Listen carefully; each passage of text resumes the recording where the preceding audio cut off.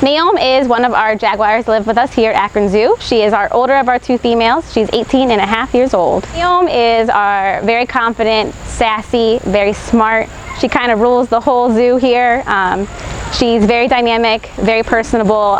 She really likes attention from keepers and also likes to sneak up on us, scare us, try to train us when we're training her. So overall, very confident, smart, and sassy.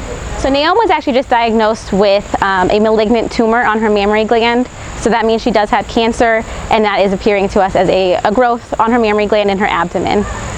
So on August 12th, our zookeeping team noticed that Naom had a mass on her abdomen. They saw that when they were doing a training session, they noticed that there was something there that they hadn't seen before.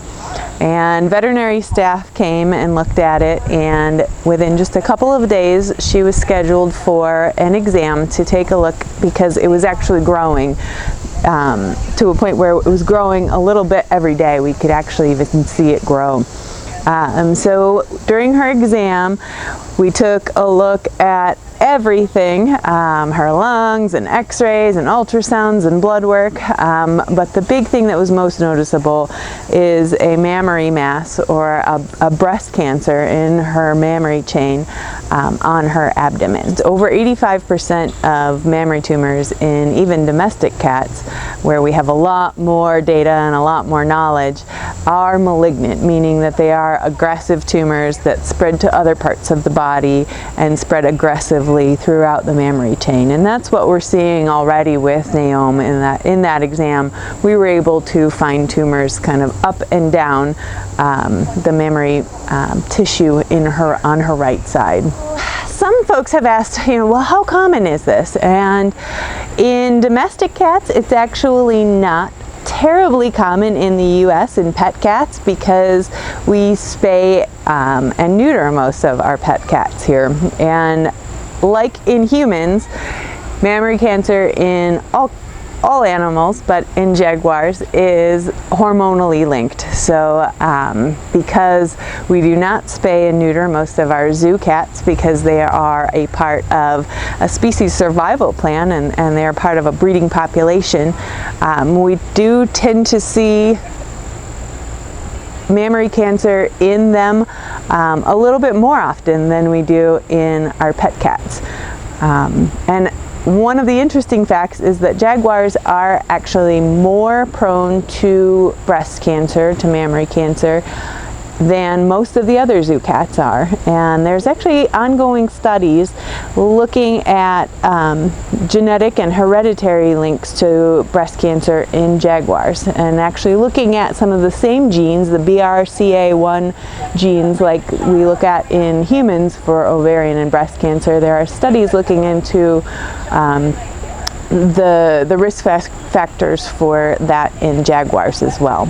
And actually, Naom was several years ago actually part of a jaguar BRCA1 and mammary and ovarian cancer study. We participated in a study going on at Michigan State University looking into these risk factors, and Naom had no evidence of breast cancer at the time, but we were able to contribute to that science by contributing a little bit of her blood that was collected on one of her routine preventative health exams.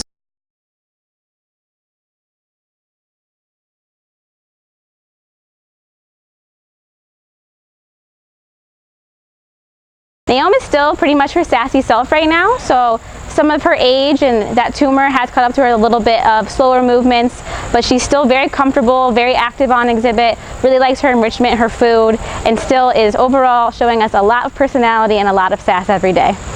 Hospice care at a zoo really, takes different forms depending on the different animals that we're caring for. We're always wanting to make sure that overall quality of life, that overall animal welfare is maintained. To monitor Naom's quality of life and how healthy and how happy she is, we make a list of 5 things that we know she likes, and we want to see how she's interacting with those 5 things. So first for her is food. She's always really enjoyed food. She loves her diet. She loves her training meat. She loves her bones. She even likes her medications that we give in cheese balls. So we want to see that excitement level when we're giving her food. Second, she really likes enrichment, so whether that be a bowling ball or a construction barrel, typically when we give her these items, she's going to be interacting with that and moving it around her habitat, and we want to see that that's still really exciting for her. Third, she vocalizes very often, so she likes to tell Akron and the world that she is here. So we want to hear her vocalizing often. That could be a sign if she stops vocalizing that maybe she's not feeling so great. Four, we really want to see her interacting with us a lot. So I mentioned that she likes to scare her keepers. So she likes to sneak up on us and jump at us, and she just likes getting an overall reaction. So that human interaction is a really large part of her day. We want to see that she's still soliciting our attention. And then lastly, she really likes scent-based enrichment. So whether that's cinnamon or even peppermint extract, if you put that on her enrichment items, she's typically going to interact with them more. So we do that to just see how she's feeling about those smells and how she feels like interacting with those items.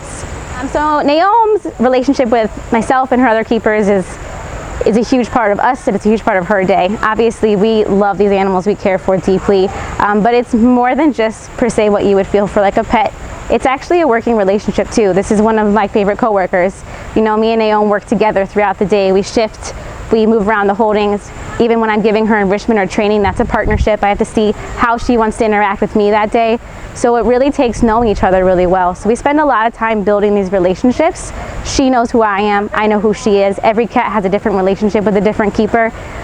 So it is more of almost a working coworker relationship, but with an animal that we love very deeply.